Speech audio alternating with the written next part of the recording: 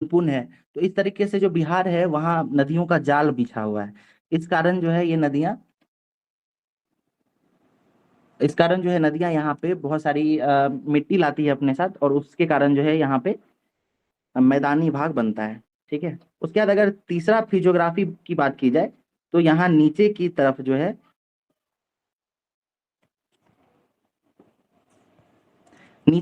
है यहाँ पठारी क्षेत्र है। ठीक है। और ये पठार जो है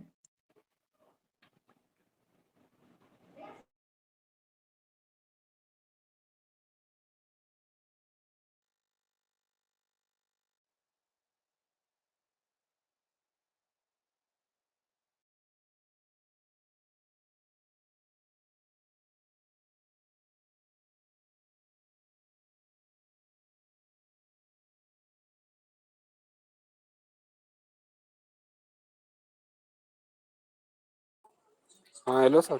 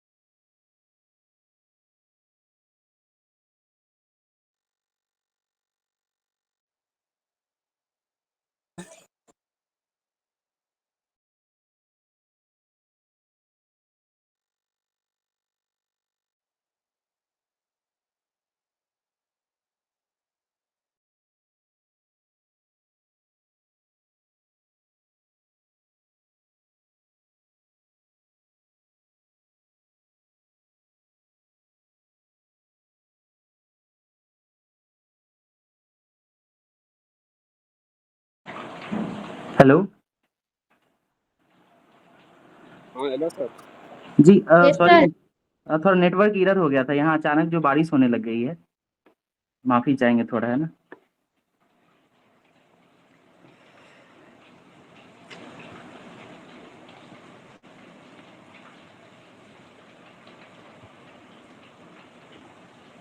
हम लोग बिहार का भौतिक विभाजन देख रहे थे।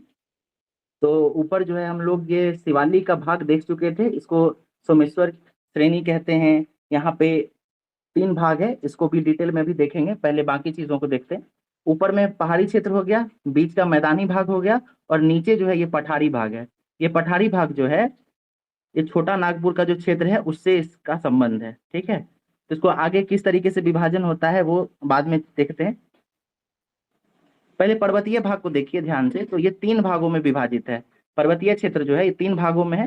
पहला भाग इसका सोमेश्वर की श्रेणी है। ठीक है। दूसरा दून घाटी है, और तीसरा रामनगर दून है। जो इस चीज को थोड़ा ध्यान से देखिए कि ये दरअसल बिहार के मैप में है कहाँ पे, अवस्थित कैसे है। ये तीनों जो है ना पैरेलल सीरीज में है, इस तरीके से। ठीक है। पैरेलल सीरीज है, तो हो सकता है एग्जाम में आपको पूछा जाए कि सबसे ऊपर वाला भाग कौन सा है या फिर सबसे नीचे कौन सा है। तो ये ध्यान रखिएगा कि सबसे उत्तर में यानी नेपाल से सटा हुआ सोमेश्वर श्रेणी है, उसके बाद बीच में दून घाटी है, और सबसे नीचे जो है ये रामनगर दून है। तो इस क्रम को ध्यान रखें, सबसे ऊपर में सोमेश्वर श्रेणी, उसके बाद बीच में दून घाटी, और फिर रामनगर दून, ये 3 चीज है। ठीक है। सोमेश्वर श्रेणी के बारे में अगर बात करें तो ये भारत और नेपाल के बीच सीमा बनाती है, और इसका जो सर्वोच्च चोटी है, सबसे ऊंचा जो चोटी है वो सोमेश्वर की पहाड़ी के नाम से ही जाना जाता है। ये 874 मीटर इसकी ऊंचाई है। उसके बाद बीच में जो दून घाटी है वो सोमेश्वर श्रेणी और रामनगर दून के बीच अवस्थित है, और इसका क्षेत्रफल जो है वो 214 स्क्वायर किलोमीटर है। और सबसे अंत में जो सबसे निचला भाग है इसका रामनगर दून का, इसका क्षेत्रफल जो है ये 214 स्क्वायर किलोमीटर है। ये 32 किलोमीटर इसकी लंबाई है, और 6 से 8 किलोमीटर इसकी चौड़ाई है। इसकी सर्वोच्च चोटी की बात करो तो संतपुर जो है इसकी सर्वोच्च चोटी है, जिसकी ऊंचाई 242 है। ठीक है। तो ये हो गया सबसे उत्तरी भाग, जो कि बिहार के पश्चिमी चंपारण जिले में अवस्थित है। ठीक है। नाम याद रखेंगे, सोमेश्वर श्रेणी, दून घाटी और रामनगर दून। इसको इसी क्रम में याद रखें। सबसे उत्तर में सोमेश्वर श्रेणी, बीच में दून घाटी, और सबसे नीचे रामनगर दून। यहीं से जो है गंडक नदी भी बिहार में प्रवेश करती है। तो जब हम लोग नदी पढ़ेंगे, बिहार का अपवाह तंत्र देखेंगे, तब इसके बारे में भी जानकारी लेंगे। उसके बाद मैदानी भाग की बात करें तो बिहार का जो मैदानी क्षेत्र है वो 96% भाग पर अवस्थित है। यानी बिहार का जो कुल क्षेत्रफल है 94,163 स्क्वायर किलोमीटर, उसके 96% भाग पे मैदान अवस्थित है। और मैदान जो है इसको दो भागों में बांटा जाता है। गंगा नदी जो है वो बिहार के बीचों बीच बहती है। ठीक है, तो इस मैप में देखिए तो ये यहाँ से जो नदी आपको दिख रही है लाल कलर से जो कलर किया हुआ है, ये गंगा नदी है। ठीक है, गंगा नदी जो है वो अगर मोटा मोटी देखें तो ये बिहार को दो बराबर हिस्सों में बांटती है। और इसी क्रम में जो है भूगोल वेता जो है वो ऊपरी भाग को उत्तर गंगा का मैदान और निचली भाग को दक्षिण गंगा का मैदान नाम देते हैं। ठीक है, उत्तरी गंगा का मैदान की अगर बात करें तो ये मुख्य रूप से क्रमवार तरीके से देखें तो घग्घर नदी, फिर गंडक नदी, फिर बीच में आएंगे तो यहाँ पे कमला है, बलान है, बागमती है, यहाँ पे बूढ़ी गंडक है, फिर कोसी है और फिर महानंदा है। तो इन नदियों से जो है उत्तरी गंगा का मैदान बना हुआ है। और ये नदियां जो हैं ये हिमालयन नदी हैं, नेपाल से बहते हुए आती हैं, तो अपने साथ जो है भरपूर मात्रा में पानी लाती है। और नदी का प्रवाह जो है वह भी बहुत तेज होता है, काफी तेज, जिसके कारण जो है ये मिट्टी का कटाव करते हुए आता है और बिहार के मैदानी भाग में इसको छोड़ देता है। इसी नदी के कारण यहाँ पे जो है काफी उर्वरक मृदा, जिसको नवीन जलोढ़ मिट्टी भी कहते हैं, वो पाया जाता है। और उत्तरी गंगा का मैदान जो है ये बाढ़ के लिए बहुत प्रचलित है, क्योंकि जैसा नेपाल की नदियां हैं वो भारी मात्रा में जो पानी लेके आती हैं, तो वो पानी जो है वो बरसात के समय में इन्हीं क्षेत्रों में छोड़ती हैं। इसी कारण यहाँ पे आप देखेंगे कि इधर जो है बाढ़ आता है। उसके दक्षिणी गंगा का मैदान देखेंगे तो ये जो है कई नदियों से बना हुआ है। सबसे पश्चिम में जो है पहले कर्मनासा नदी आती है, फिर सोन नदी है, फिर बीच में फल्गु नदी है, फिर क्यूल नदी है, अजय है और फिर चंदन नदी है। इस तरीके से इन नदियों को भी क्रमवार तरीके से देख सकते हैं। पहले कर्मनासा, फिर सोन, फिर पुनपुन या फल्गु, फिर क्यूल, फिर अजय और चंदन। तो जब नदी के बारे में पढ़ेंगे तो इसको और डिटेल में देखेंगे, उसका उद्गम देखेंगे, उस नदी की क्या विशेषता है वो देखेंगे, तो इस तरीके से समझ सकते हैं। निचला जो दक्षिणी गंगा का मैदान है उसको जो है अलग अलग हिस्सों में भी बांट कर देखा जा सकता है। जैसे ये पहला हिस्सा जो है यहाँ का, इसको जो है गंगा और सोन दोआब के नाम से जानते हैं, क्योंकि यहाँ देखिए ये तो गंगा नदी हो गई और इधर से सोन, तो ये दोनों जो है इस क्षेत्र में गंगा सोन दोआब का निर्माण करती है। उसके बाद बीच का जो भाग है जो कि सोन नदी से लेके और यहाँ तक का जो हिस्सा है इसमें अवस्थित है, इसको मगध का मैदान कहते हैं। मगध का मैदान हो गया बीच का हिस्सा। और फिर जो अंतिम में भागलपुर, बांका, इधर का जो क्षेत्र है इसको अंग का मैदान कहते हैं। यानी जो तीन भाग में बांटा जाता है दक्षिणी गंगा के मैदान को, तो पहला हो गया सोन का मैदान, दूसरा मगध का मैदान और तीसरा हो गया अंग का मैदान। कहीं कहीं आप पुस्तक में देखेंगे, बुक्स में, ये अंग के मैदान की जगह पे आपको यहाँ एक चंदन का मैदान भी दिखेगा। तो दरअसल यहाँ से एक नदी बहती है, चंदन नदी, तो उसके नाम से भी इसका नामकरण किया गया है। उत्तरी गंगा के मैदान को अगर विभाजित करें तो नदी के नाम पे इसका भी विभाजन है। ठीक है, सबसे पहला जो विभाजन है ये गंडक नदी के कारण होता है। तो गंडक और घग्घर के बीच का जो क्षेत्र है इसे घग्घर गंडक दोआब कहते हैं। उसके बाद गंडक नदी और कोसी नदी के बीच में जो क्षेत्र है इसे गंडक कोसी दोआब के नाम से जाना जाता है। और फिर कोसी और महानंदा के बीच का जो क्षेत्र है इसे कोसी महानंदा दोआब के नाम से जाना जाता है। तो इस तरीके से जो है इसका विभाजन ध्यान रखेंगे, क्वेश्चन इससे कई बार पूछा गया है। ठीक है, मेंस में भी ये काफी इंपॉर्टेंट है। इस बार भी अगर आप मेंस का क्वेश्चन देखेंगे तो पूछा गया था कि बिहार का भौतिक विभाजन करना। ठीक है, तो भौतिक विभाजन में आप इस तरीके से ही एक बेसिक इंट्रोडक्शन लिख के फिर इस तरीके से आप बना सकते थे। फिर उसके बाद इसमें आप एक मैप अगर बना देंगे इस तरह से और फिर इस बाकी चीजों को एक्सप्लेन कर देंगे तो ये पूरी तरीके से मतलब पूरा आंसर जो है संपूर्ण रूप से लिखा जा सकता है। ठीक है, तो हम लोग जो है पहाड़ी भाग पे बात कर चुके हैं, फिर मैदान का बात कर चुके हैं, अब निचला हिस्सा जो है पठार का, उसका बात करते हैं। तो ये जो पठार है इसको दो दो भागों में विभाजित किया जाता है। पहला है धारवाड़ की चट्टानें और दूसरा है विंध्यांश चट्टानें। इसके बारे में मैं आगे डिटेल में बात करूंगा कि इसका नामकरण कैसे हुआ, इसकी बनावट कैसे हुई। ठीक है, तो पठार पहले समझिए कि पठार को दो भागों में बांटते हैं, धारवाड़ और विंध्यांश। विंध्यांश जो है वो दो जिलों में फैला हुआ है, कैमूर और रोहतास। कैमूर और रोहतास कहाँ है, तो इसको मैप पे एक बार देखेंगे हम लोग। देखिए, ये जो जिला है यहाँ पे, ये कैमूर हो गया और ये रोहतास हो गया। तो बिन ये दो जिले में विंध्यांश क्रम की चट्टानें पाई जाती है, सिर्फ इस दो ही जिले में। और फिर बाकी यहाँ से जो जितनी भी जिले बचते हैं, जो झारखंड के साथ सीमा साझा करते हैं, इन सब जिलों में धारवाड़ क्रम की चट्टान पाई जाती है। अब देखिए, इसका नामकरण कैसे हुआ ये मैं बताता हूँ आपको। ये समझिए कि इन दो जिलों में है ना, धारवाड़ चट्टान और विंध्यान चट्टान जो है, इसका निर्माण कैसे हुआ। अगर आप लोग इंडियन ज्योग्राफी पढ़े होंगे तो उसमें सुनते हैं हम लोग।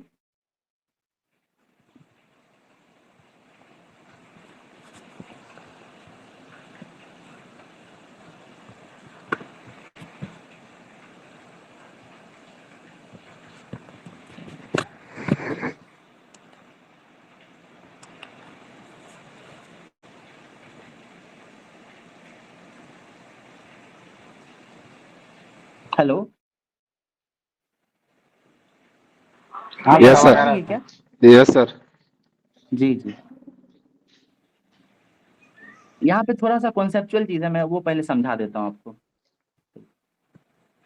जैसा कि भारत के बारे में आप जानते होंगे कि भारत का निर्माण जो हुआ है वो बहुत मतलब प्लेट के खिसकाव के कारण हुआ है ना।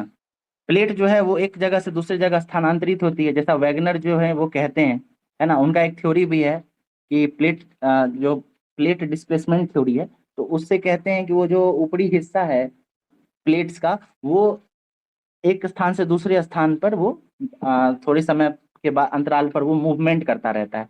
तो इसी कारण जो है क्या होता है कि अफ्रीका जो है, अफ्रीका से ही कुछ भाग इसका टूट कर यहाँ से अलग होकर जो है धीरे धीरे ये उत्तर की तरफ इसका प्रवाह होता है, ठीक है।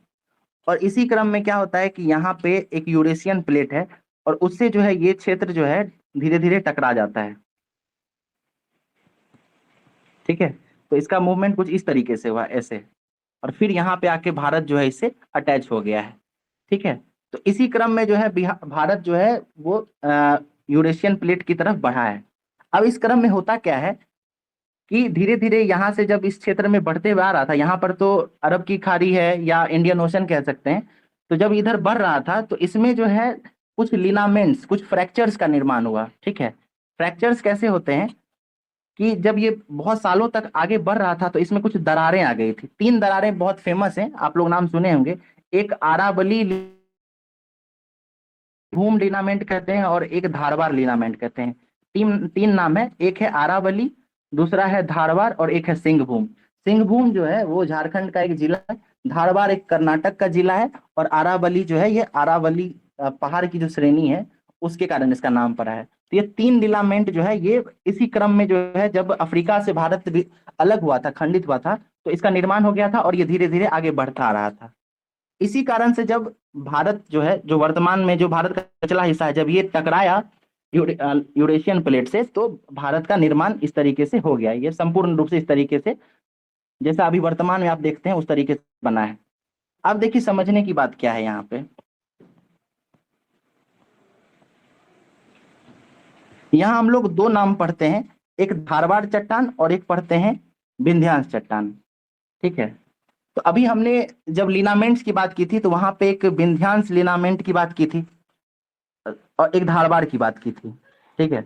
तो धारवाड़ जो है दरअसल क्या है कि सबसे पुराना, जो बिहार में जितनी भी संरचनाएं पाई जाती हैं उसमें सबसे पुराना जो संरचना है वो धारवाड़ क्रम का ही है, ठीक है। तो ये बीपीएससी के एग्जाम में कई बार पूछा भी गया है कि सबसे पुराना संरचना या सबसे पुरानी चट्टानें कहाँ पे पाई जाती हैं, तो ये याद रखेंगे कि धारवाड़ क्रम में पाई जाती है। और धारवाड़ क्रम है क्या, तो वो बिहार का जो साउदर्न पार्ट है, जैसा इस मैप में देख सकते हैं, तो इसमें जो ये दो जिला है रोहतास और कैमूर, इसको छोड़ के बाकी जितना जिला है ना, ये सारा धारवाड़ क्रम में आता है। और इन दो दो जिलों को छोड़ने के बाद ये सारा आ गया यहाँ तक, कटिहार तक। और बाकी ये दोनों जिला जो है ये विंध्यांश क्रम में आता है। तो इस तरीके से जो है इसको समझा जा सकता है। क्वेश्चन यही पूछता है कि सबसे पुराना कौन सा है और सबसे नया कौन सा है। तो यहाँ पे देखिए, इस चार्ट के माध्यम से इसको समझा जा सकता है कि सबसे पुराना यानी प्राचीनतम जो है वो धारवाड़ क्रम की चट्टानें हैं। इसको प्री कैम्ब्रियन इरा में बनाया गया था। अब देखिए, ये नाम क्या है इसको समझ सकते हैं जब ज्योग्राफी पढ़ेंगे ना। तो ज्योग्राफी में एक टॉपिक आता है संरचनाओं के बारे में, तो उसमें हम लोग कैम्ब्रियन, प्री कैम्ब्रियन, है ना, नियोसीन, प्लिस्टोसीन, इस तरीके से बहुत सारा क्षेत्र इरा है उसको याद करते हैं। तो इसी में जो है ना सबसे पुराना जो है वो कैम्ब्रियन और उसके बाद प्री कैम्ब्रियन इरा आता है। तो धारवाड़ क्रम की चट्टानें जो है उसी प्री कैम्ब्रियन इरा में बनी थी। ठीक है, प्री कैम्ब्रियन क्षेत्र में धारवाड़ बना है। और इसमें कौन कौन सा जिला आता है, तो मुंगेर है, जमुई है, नवादा है, गया है, राजगीर है। यानी कैमूर और रोहतास को छोड़कर निचला जितना भी जिला है वो सब धारवाड़ क्रम की चट्टानों में आता है, और ये सबसे पुराना भी है। बीपीएससी में ये चारों नाम दे के, यहाँ जो लिखा हुआ है ये चारों नाम दे के आपको सजाने कह सकता है कि इन सब में से प्राचीनतम से नवीनतम क्रम में जो है इसको सजाएं। तो इसको याद करना काफी जरूरी है। सबसे पुराना याद रखें कि धारवाड़ क्रम है, उसके बाद विंध्यांश है, फिर टर्शरी है और क्वाटरनरी। तो पहले धारवाड़ और विंध्यांश समझ गए हैं, अब मैं टर्शरी और क्वाटरनरी बताता हूँ। देखिए, टर्शरी जो है इसको तृतीय काल भी कहते हैं हिंदी में। ठीक है, और तृतीय काल में क्या होता है, हिमालय का निर्माण हुआ है। ठीक है, यहाँ जो हमको हिमालय वर्तमान में दिखता है इसका निर्माण टर्शरी काल में ही हुआ है। और चूंकि जो यहाँ पे सोमेश्वर की पहाड़ी है वो शिवालिक का हिस्सा है और शिवालिक भी हिमालय का भाग है, इस कारण से जो ये जो सोमेश्वर की पहाड़ियां हैं इसको हम लोग टर्शरी काल में बना हुआ मानते हैं। ठीक है, तो इस तरीके से आप समझ सकते हैं कि पहला क्रम धारवाड़ का है, ये सबसे प्राचीनतम है। फिर विंध्यांश क्रम की है, ये धारवाड़ के बाद बना है। फिर टर्शरी है, तृतीय काल है। और फिर ये क्वाटरनरी है, क्वाटरनरी को हिंदी में चतुर्थ काल भी कहते हैं। क्वाटरनरी का निर्माण कैसे हुआ ये समझे।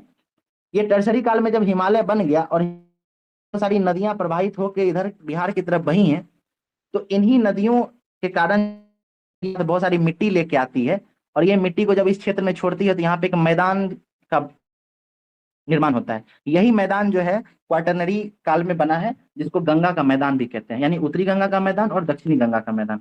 तो इस तरीके से जो है इसको समझा जा सकता है। ठीक है, आप लोगों को अगर कुछ इसमें क्वेरी है तो आप पूछ सकते हैं एक बार।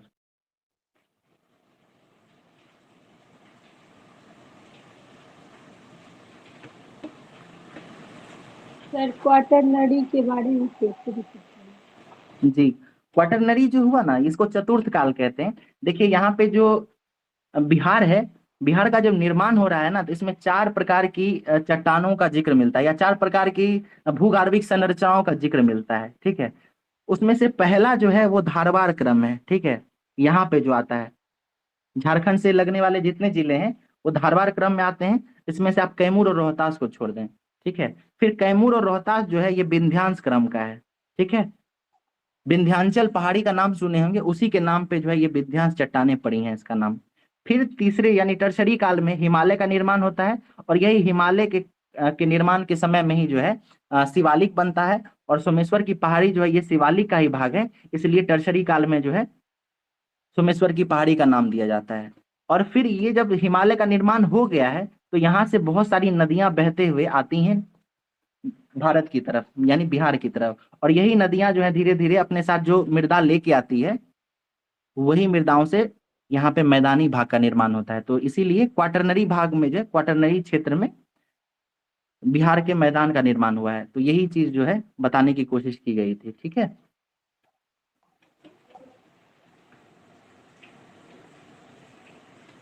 नदीम आप क्या कह रहे हैं, एक बार आप पूछ सकते हैं माइक ऑन करके। जी सर, मैं ये कह रहा हूँ कि जो साउदर्न मोस्ट पार्ट में जो चट्टानें हैं वो जी। भी तो साउदर्न गेनकेटिक प्लेन का ही हिस्सा है। नहीं, ऐसा नहीं है ना। अच्छा सर, जी, ये जो है ना बिल्कुल अलग है, और इसको पठारी भाग कहते हैं। ठीक है ओके सर। जी, यहाँ देखिए ना, यहाँ पे मैंने इसका विभाजन लिखा है। बिहार जी का जो सर। भौतिक विभाजन है ना वो तीन हिस्सों में है।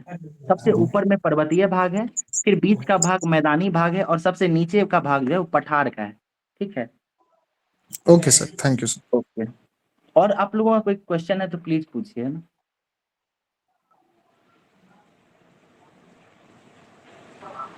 सर कहीं कहीं पहाड़ जो है सर कोई श्रेणी क्रम में नहीं है, ऐसे ही एक जगह पे खड़ी है, तो उसको क्या बोलेंगे? आप एग्जाम्पल दीजिए इसका। उसको पाठ जैसे बराबर बोलेंगे। के पहाड़ मंडार हिल। बिहार में जो आपको पहाड़ियां दिखती हैं उसके बारे में पूछ रहे हैं क्या? जी सर, जैसे बराबर की पहाड़ियां हैं, फिर उसमें जी एक जी जी। मंडार हिल है। हाँ, तो ये सब जो है ना, देखिए ये नीचे निचले भाग में यहाँ पे पाया जाता है ना। जैसे बराबर की पहाड़ी आप बोल रहे हैं तो वो जहानाबाद गया वाले क्षेत्र में है। तो अभी हम लोग पढ़े ना कि ये जी तो यही छोटा नागपुर का हिस्सा है, ठीक है। तो वो जो आप पहाड़ी का नाम ले रहे हैं वो सब जो है पठारी या निचला छोटा नागपुर जो हिल्स है, छोटा नागपुर की पहाड़ियां हैं, उसी का हिस्सा है वो सब, ठीक है। एक्सटेंडेड पार्ट है वो। जी जी। बिल्कुल बिल्कुल, ठीक है सर जी। चट्टान जो होता है सर, झाड़वा और ग्रेनाइट ये चट्टान जो बोले सर आप, जी जी, तो उसमें ग्रेनाइट का भी सर होता है, मिक्स कुछ रहता है सर। हाँ बिल्कुल बिल्कुल, वो रहता है। उसको जब हम लोग चट्टान या जब खनिज पढ़ेंगे ना तब देखेंगे। अभी तो हम लोग सिर्फ भौतिक विभाजन देख रहे हैं, ठीक है। तो जब उसके बारे में देखेंगे ना डिटेल में तब उसकी बात करेंगे, ठीक है। ठीक, ओके सर। ओके।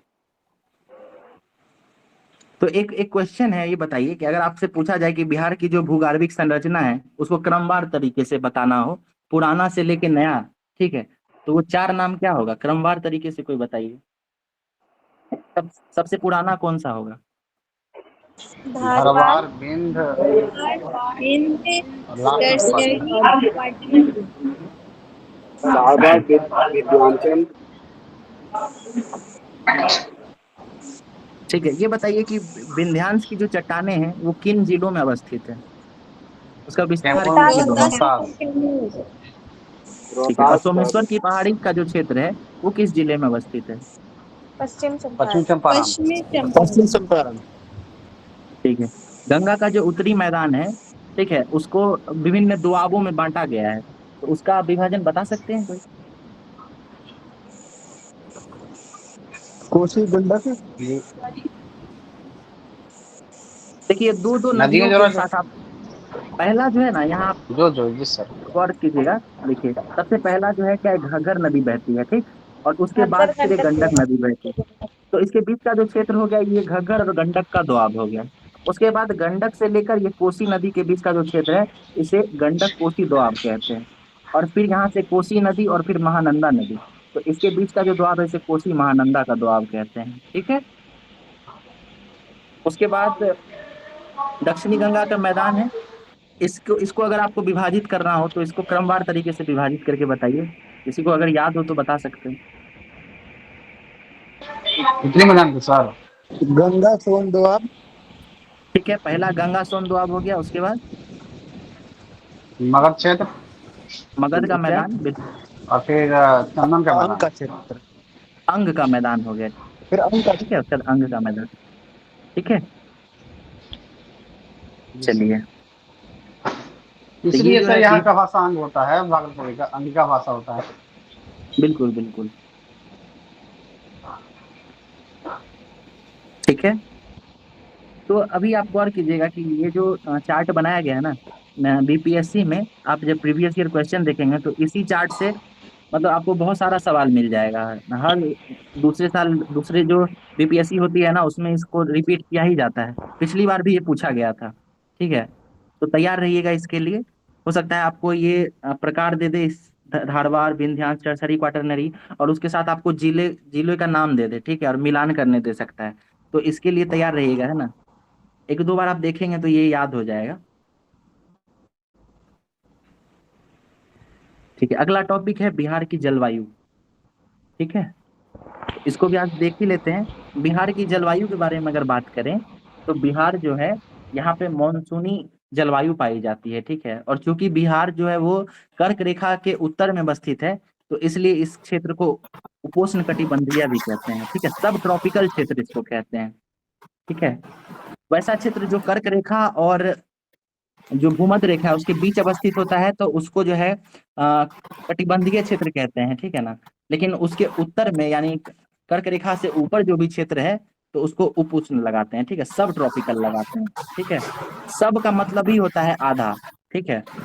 तो इस चीज को याद रखें। ये क्वेश्चन पूछा जा सकता है कि बिहार की जलवायु है किस प्रकार की है, तो उष्ण कटिबंधीय तो है ही लेकिन उसमें सब ट्रॉपिकल है, ये जरूर याद रखिएगा।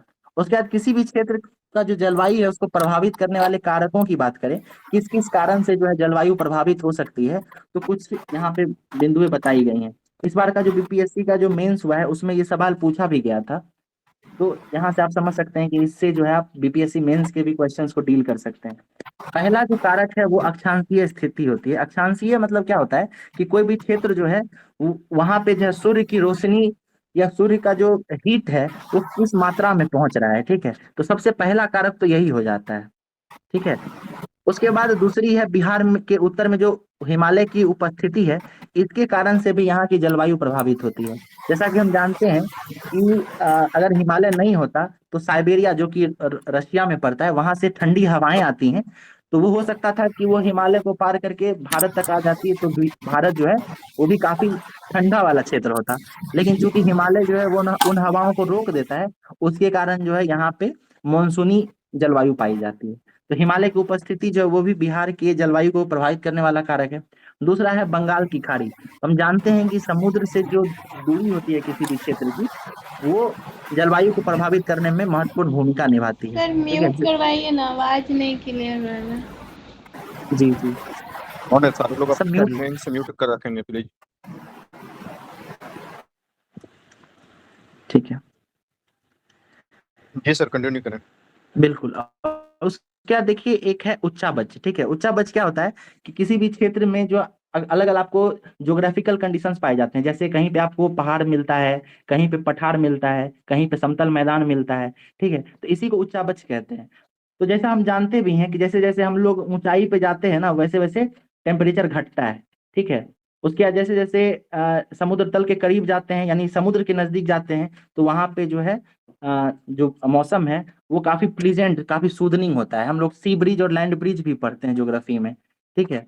तो ये जो है ऊंचा बच भी बिहार की जलवायु को प्रभावित करता है। और फिर एक मानसून है, तो मानसून तो आप जानते ही हैं कि अभी भी देखिए बिहार में जो है मानसून के कारण यहाँ की जलवायु काफी प्रभावित होती है। वर्षा की बात करें या यहाँ पे सूखा, जैसे दक्षिण बिहार है वहाँ पे मानसून का बारिश कम होता है, तो उसके कारण क्या है वहाँ पे सुखाड़ आ जाता है, ठीक है। उत्तर भारत में काफी ज्यादा जो है मानसूनी बारिश होती है, तो यहाँ पे बाढ़ आ जाता है। ये सब जो चीजें हैं ये बिहार के क्षेत्र को, उसकी जलवायु को प्रभावित करती हैं, ठीक है। तो इसको पॉइंट्स में याद रख सकते हैं। इसी को अगर आपको मेंस में पूछा जाए तो इसको एक्सप्लेन कर देंगे तो ये आपका आंसर हो जाएगा, ठीक है।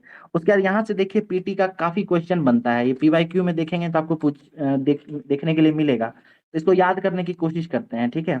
देखिए ये यहाँ पे जो आपको तीन नाम दिख रहा होगा, कोपेन, त्रिवार्था और थॉर्नथवेट, ये तीनों जो थे ये कहते हैं कि ज्योग्राफिकल होता है ना, क्लाइमेटोलॉजिकल साइंटिस्ट थे, ठीक है।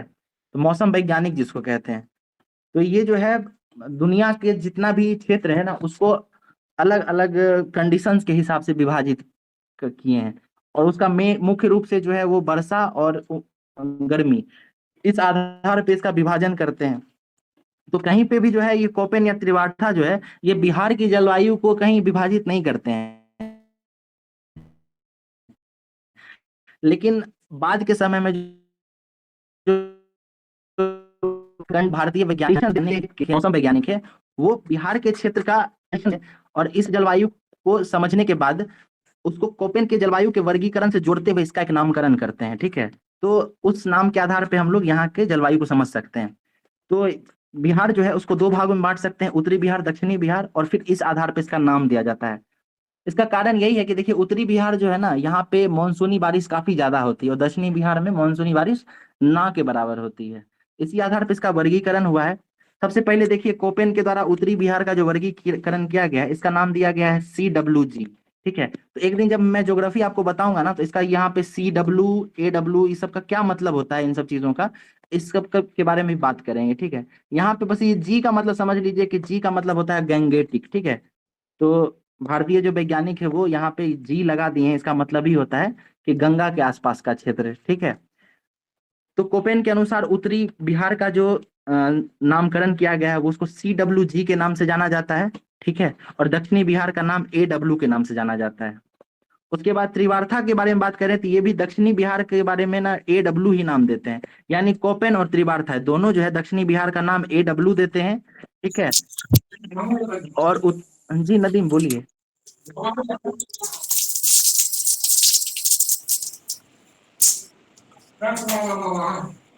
नदीम आप कुछ बोलना चाह रहे हैं क्या?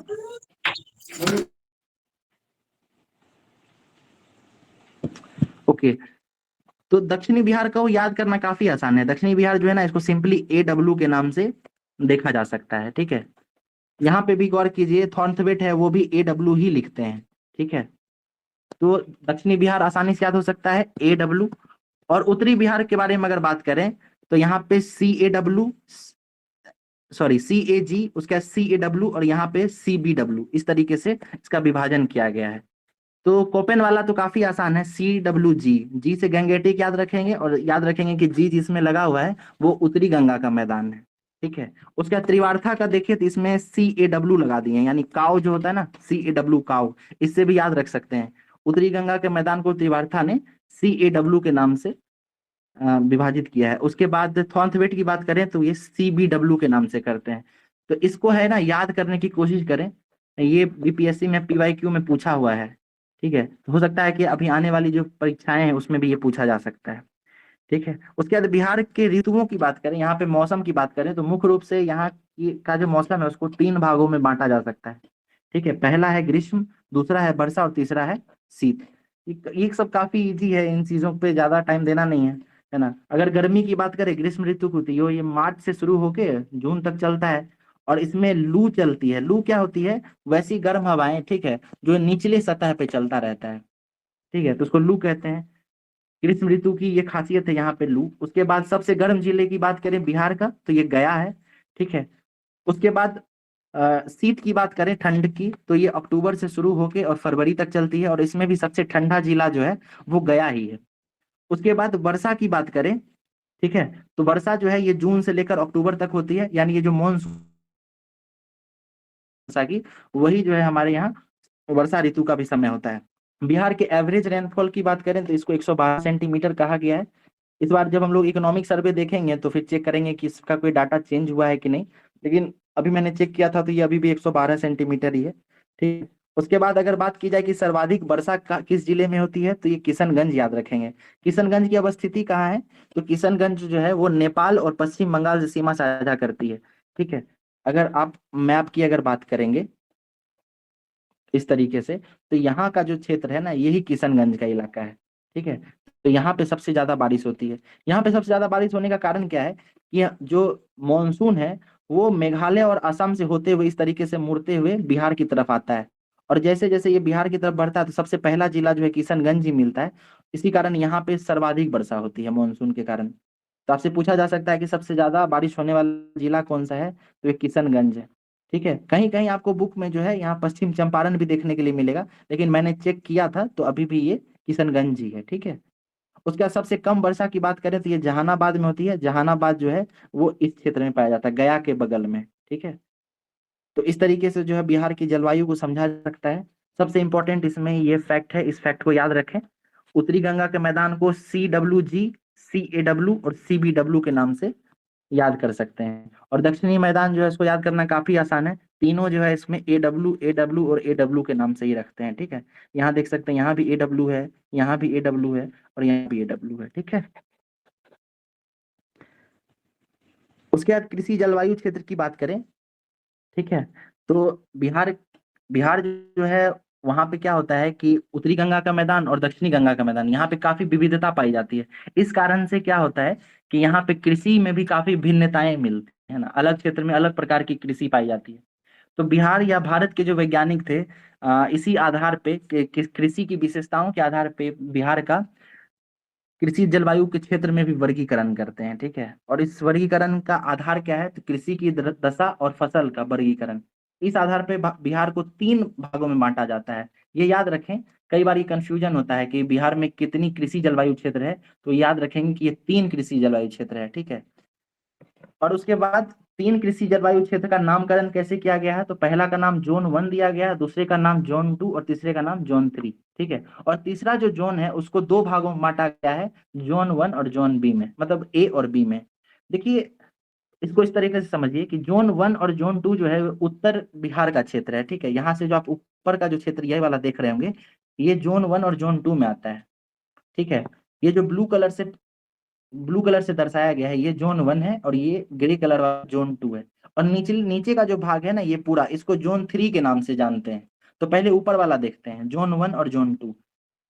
जोन 1 में क्या होता है, इसमें कुल जिलों की संख्या 13 है। आपसे पूछा जा सकता है कि किस कृषि जलवायु क्षेत्र में सर्वाधिक जिलों की संख्या है, तो ये याद रखेंगे कि जोन 1 में है।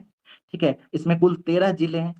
उसके बाद जोन बी के बारे में अगर बात करें, जोन 2 के बारे में, तो इसमें 8 जिले हैं और इसकी अवस्थिति कहाँ है, तो ये उत्तर पूर्व में है। ठीक है, जोन 1 कहाँ है, तो ये उत्तर पश्चिम में है। ठीक है, उसके बाद जोन 3 की बात करें तो ये पूरा क्षेत्र जो है दक्षिण बिहार का क्षेत्र, ये जोन 3 में आता है। ठीक है, और इसको अगर ए और बी में अगर फिर से बांटा जाए तो ए वाला भाग जो है ये दक्षिण पूर्व का है और बी वाला भाग जो है दक्षिण पश्चिम का है। तो अब आप इसको जिलों की संख्या के अनुसार क्रमवार तरीके से अगर देखेंगे तो सबसे बड़ा जोन ए है, यानी जोन 1 है, इसमें 13 जिले हैं। फिर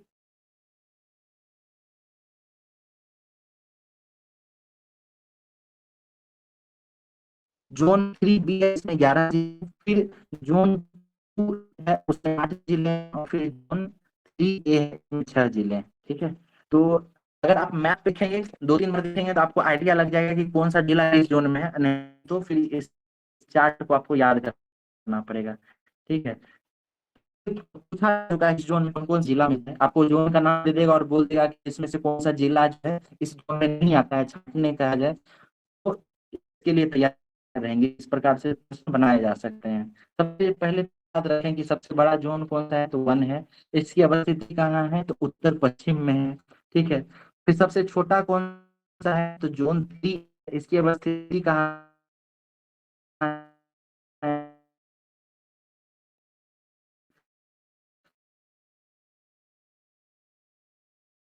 ये तो मुख्य इसमें कौन कौन सा फसल होता है, तो इसमें गन्ना, धान, गेहूं, अरहर, मक्का ये सब उपजाया जाता है। उसके बाद जोन 2 की बात करें इस क्षेत्र की, तो यहाँ पे क्या क्या उपजाया जाता है, तो यहाँ पे जूट, धान, चाय, मक्का। देखिए ये क्षेत्र जो है चूंकि क्या होता है, कोसी कोसी और यहाँ पे महानंदा, मेची ये सब नदी है, ऊपर से यहाँ पे मानसूनी बारिश भी बहुत ज्यादा होती है, तो इस कारण से यहाँ पे पानी बहुत है। तो यहाँ पे इस प्रकार का फसल लगाया जाता है या इस प्रकार का फसल होता है जिसमें अधिक पानी की आवश्यकता होती है। इस प्रकार देख सकते हैं कि जूट ये काफी पानी का उपयोग करता है, फिर धान है, चाय है, इन सबको काफी पानी लगता है। तो ये सब जो फसलें हैं ये जोन 2 में उगाई जाती हैं। फिर जोन 3 की बात करें और जोन 3 बी की, तो इसको एक साथ देख सकते हैं कि इसमें गेहूं, दाल, अरहर, चना ये सब उगाया जाता है। ठीक है, तो इस प्रकार जो है इन चीजों को समझा जा सकता है, इसको याद किया जा सकता है। ठीक है, तो यहाँ से जो है बहुत सारी सवाल बनते हैं।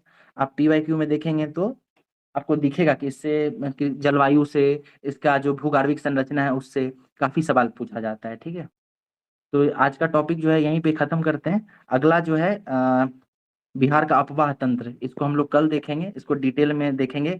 अलग अलग जिले में नदी जो है किस तरीके से जाती है, तो एक बिहार का मैप लेंगे, उस पे जो है नदी कैसे कैसे आगे बढ़ती है इसको समझने की कोशिश करेंगे। ठीक है, उसके बाद फिर मिट्टी को देखेंगे, फिर और भी भूगोल से जुड़े हुए जो भी फैक्ट्स होंगे उसको समझेंगे। आज की क्लास से जुड़ा हुआ अगर आपको कोई सवाल हो तो आप पूछ सकते हैं। हेलो। जी बोलिए आलोक। जी सर, मैं बोल रहा था कि सर ये जो होता है ना CWG AWG बताया कि हाँ एक दिन ज्योग्राफी क्लास में बता देंगे। हाँ हाँ हाँ, तो सर ये बहुत ज्यादा कंफ्यूजन करता रहता है, ठीक ठीक चाहे है, वो इंडिया के परिप्रेक्ष्य में हो या फिर बिहार के। ठीक तो है, एक दिन टाइम निकाल के बता देते हैं। ठीक है, मैं इसको कल ही आपको बता ही दूंगा। ठीक है ना, और काफी ठीक है आसान है सर। अगर आप कोपेन समझ के, सबसे इंपॉर्टेंट कोपेन ही है। ठीक है, आप गौर कीजिएगा, आप प्रीवियस ईयर क्वेश्चन में भी देखिएगा तो आपको कोपेन का ही वर्गीकरण पूछा जाता है। ठीक है, और कोपेन ही जो थे वो पहले मौसम वैज्ञानिक थे। ठीक ना, तो ये काफी इंपॉर्टेंट भी है। बाकी सब जो है ये सब गौर कीजिएगा ना, तो कोपेन के ही नाम में थोड़ा थोड़ा सुधार कर देते हैं और अपना नया वर्गीकरण दे देते हैं। तो सबसे इंपॉर्टेंट जो है ये कोपेन वाला ही है। मैं आपको कल ही बता दूंगा ये सारी चीजें। ठीक है, अभी बस रटने के लिए मैं आपको एक तरीका बता देता हूँ। ठीक है, गौर कीजिएगा आलोक, कि उत्तरी जो बिहार यस है सर, ना सुन रहा हूँ। उसमें जी लगा दिया गया है। ठीक है, जी मतलब क्या हुआ, जी से हो गया गंगेटिक क्षेत्र। ठीक है, समझ रहे हैं, तो उत्तरी बिहार को गंगेटिक क्षेत्र से जोड़ दिया गया है और इसमें CW लगा दिया है। निचला क्षेत्र क्या है, AW। तो AW जो है आपको हर जगह मिलेगा, देखिए यहाँ भी है, कोपेन वाले में भी AW है, त्रिवार्था वाले में भी है और थॉन्थवेट वाले में भी है।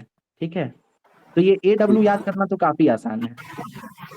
और उत्तरी बिहार के बारे में बात करें तो इसमें कोपेन जो है CWG लगाते हैं, त्रिवार्था CAW लगाते हैं, और सॉन्थवेट जो है CBW लगाते हैं। तो ये किस तरीके से वर्गीकरण है मैं आपको एक बार समझा भी दूंगा, बिहार के परिप्रेक्ष्य में और भारत के परिप्रेक्ष्य में भी, ठीक है। ठीक है सर, थैंक यू। ओके, और कोई सवाल है आप हेलो लोगों का? हेलो जी सर। बोलिए। हाँ सर मैं शशिकला बोल रही हूँ। जी मैम बोलिए।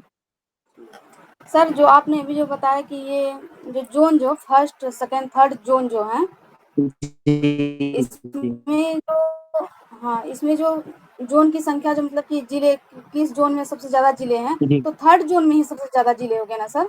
नहीं मैम, सबसे ज्यादा जिले जो है ना जोन 1 में है, ठीक है। आप यहाँ देखिए, यहाँ पे एक जोन। मिनट, हाँ जी सर मैं वो समझ रही हूँ, जैसे कि इसको तो थर्ड वाले को टू उसमें मतलब जोन में डिवाइड कर देना, फर्स्ट ए और बी में डिवाइड आपको कर देना, जब लेकिन आप वैसे यदि ओवरऑल देखेंगे देखेंगे सिंपल ना, से तो जी जी यस तब सर आपको वही इस मैं बोल रही हूँ। हाँ ओवरऑल जब हाँ देखेंगे तो मतलब क्या होगा कि ओवरऑल देखेंगे तब, डिवीजन करके नहीं। हाँ तो यस सर, जी तो मतलब कि जी आप यदि आ गया, ऐसा आया भी था एक बार क्वेश्चन, मतलब आ गया तो कौन सा मतलब सेकंड मतलब फर्स्ट सेकंड थर्ड तीनों जोन रहेगा, तो कौन सा आंसर बेस्ट देखिए रहेगा उसमें? ऑप्शन ऑप्शन अलग अलग तरीके से रहेगा। अगर ऑप्शन रहेगा फर्स्ट सेकंड थर्ड तो थर्ड जाएगा।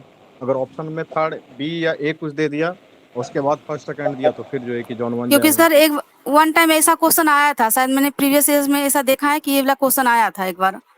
हाँ 66वीं बीपीएससी में ये क्वेश्चन था। हाँ 66वीं एक या वन टाइम 67वीं के 8 मई वाले एग्जाम में ये क्वेश्चन आया हुआ था। सर, हाँ ठीक है। कभी ना कभी ये क्वेश्चन था कि मतलब कि हाँ तो कौन से देखिए जोन ऑप्शन में। कभी भी आपको कंट्राडिक्टरी नहीं मिलेगा। जब भी ऑप्शन मिलेगा ना तो वो इस तरीके से सेटल ही रहता है कि उसका कोई एक ही परफेक्ट आंसर निकलेगा। इसलिए आप इस बात का नहीं रहे ये भी ऑप्शन में देगा वो भी ऑप्शन में देगा, ऐसा कभी सेट नहीं होता है क्वेश्चन। ठीक है। Okay sir. ओके सर और ओके थैंक जी यू। ओके सर, कंटिन्यू करें। हम्म।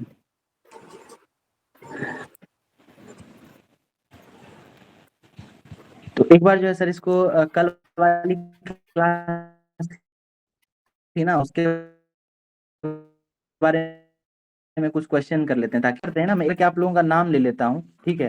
तो उससे क्या होगा कि सब लोग इसमें इन्वॉल्व भी हो पाएंगे, ठीक है। हम्म। चलिए सबसे पहले आलोक बताएंगे कि बिहार का क्षेत्रफल कितना है। सर 84 लाख ऐसे अगर कुछ। अच्छा कोई नहीं, अभिषेक आप बताइए।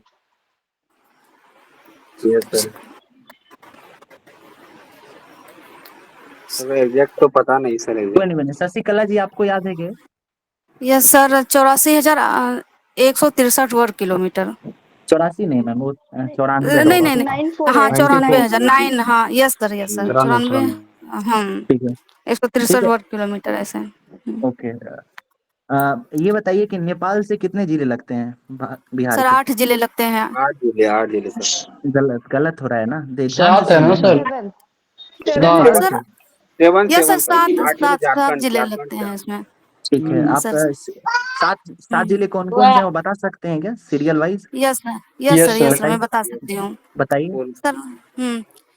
पश्चिमी चंपारण, पूर्वी जी चंपारण, हम्म। सीतामढ़ी, मधुबनी, हम्म, सुपौल, अररिया, किशनगंज, जी हो गया बस मैम, हो गया। 7 हो गए। हो गया हो गया। ठीक है चलिए, मैं अब यहीं पे कोई मैप देख करके मैं कर रही थी। हाँ कोई बात नहीं, कोई नहीं, आप मैप देखिए, कोई दिक्कत नहीं है, बहुत अच्छा।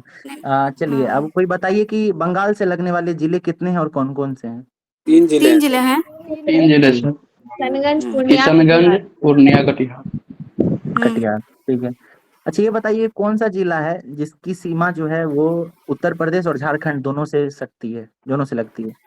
सर रोहतास जिले। पश्चिम रोहतास। चंपारण है, पश्चिमी चंपारण और ये नहीं नहीं, कैमूर है। रोहतास होगा ना? रोहतास। रोहतास होगा। एक बार पश्चिम क्वेश्चन चंपारण तो ध्यान से उधर है। सुन के बोलिए। रोहतास अच्छा वो कौन सा जिला है रोहतास जिसका होगा। सीमा जो है वो बंगाल और झारखंड से लगता है? बंगाल। हाँ ये कैमूर बंगाल, नहीं यार, यहाँ कटिहार। कटिहार होगा कटिहार, सर। ठीक है। कटिहार।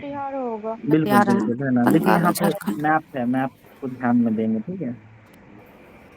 अगर आपसे पूछा जाए कि झारखंड और उत्तर प्रदेश से कौन सा लगता है तो ये रोहतास हो जाएगा, ठीक। रोहतास हो यस गया। सर। नेपाल और सर उत्तर प्रदेश से पश्चिमी जी चंपारण नहीं लगता है क्या? पश्चिम चंपारण जो है नेपाल वो और नेपाल और यूपी, इधर से बंगाल लगेगी, और यूपी से लग। है ना। मैं आपसे पूछ रहा हूँ झारखंड और उत्तर प्रदेश से, ठीक है। झारखंड उत्तर प्रदेश से ये होगा। ठीक है ओके सर। रोहतास। ठीक है। अच्छा ये बताइए कि बिहार में लोकसभा की कुल कितनी सीट्स हैं? 14 सर 40 सर 40 सीट। 40 सर 40 40 और कितनी सीट जो है उसको आरक्षित रखा गया है अनुसूचित जाति के लिए? 2 सर 2 नहीं, ये लोकसभा में, दो। लोकसभा में 2 सीटें हैं सर। एसटी के लिए लोकसभा 6 और 6 है, एससी के लिए 6 और एसटी के लिए 2। एसटी के लिए 2 है। प्लीज ध्यान से सुनिए। देखिए, मैं लोकसभा के बारे में पूछ रहा हूँ, ठीक है, और इसमें 6 सीट है, ठीक है ना।